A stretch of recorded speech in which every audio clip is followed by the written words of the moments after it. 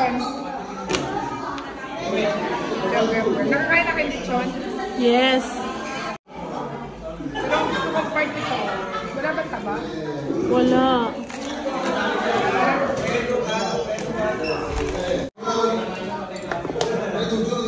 Iba.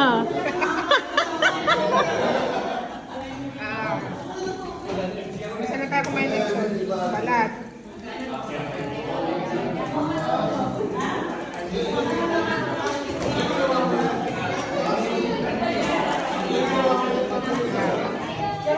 Kasi masarap na bar.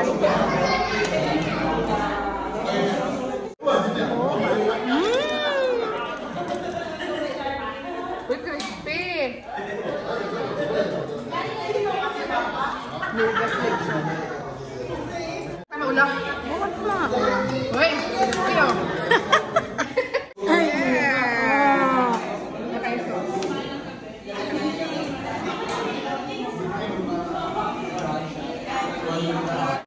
Sug na naman po ang Mother Shindy. Kada Sabado na may tindahan. Tara! Overloaded yung palabo.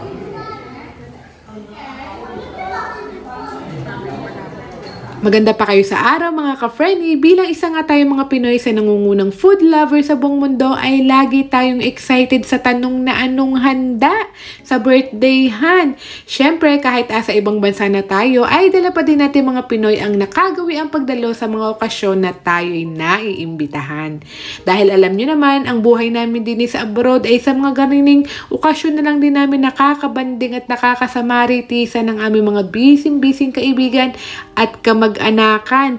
Kaya for today's video, tara, samahan nyo kami mag-celebrate ng ika-9 na kaarawan ni Carl na puno ng kasiyahan, kainan, at chismisan.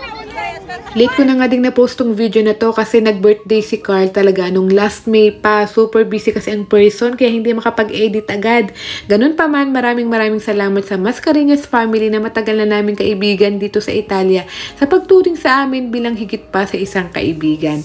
Anyway, arin na nga mga handa na overloaded Pinoy foods kaya naman my heart went oops! Nakakawala talaga ng stress pag arin hindi magkaigay kung ano yung nanguunahin mong sandukin sa dami na masasarap na pagkain.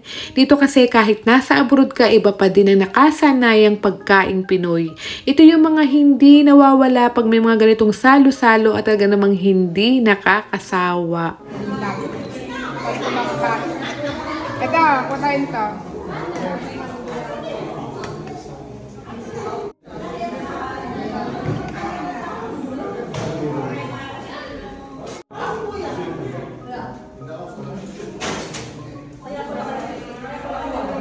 At ayan na nga mga ka-friendly, gutom na naman ang anak ng inay. Ito na nga lahat ng aking nahakot, matimusa na.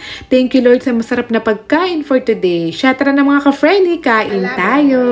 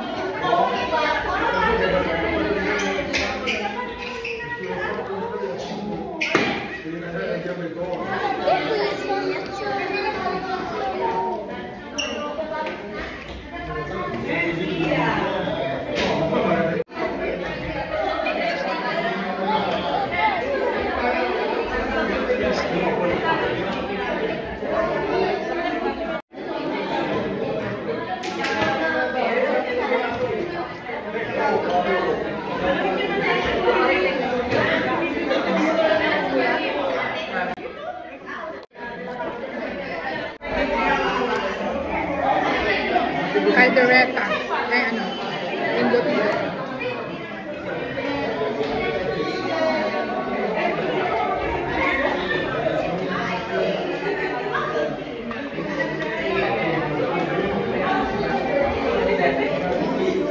Nakakatuwa laang dahil kahit ibang lahi ay nag-e-enjoy din sa mga pagkaing Pinoy at nakilala na din si Sharon Cuneta. Oh, charot. Kayo mga ka-Frenny, anong madalas nyong niluluto at inihahain tuwing may pahanda kayo? Comment down below. At yun lang muna mga ka-Frenny, bundat na naman ang anak ng inay. Thank you for watching. See you on our next handaan food trip. A la próxima. Ciao! Para tayo na rin.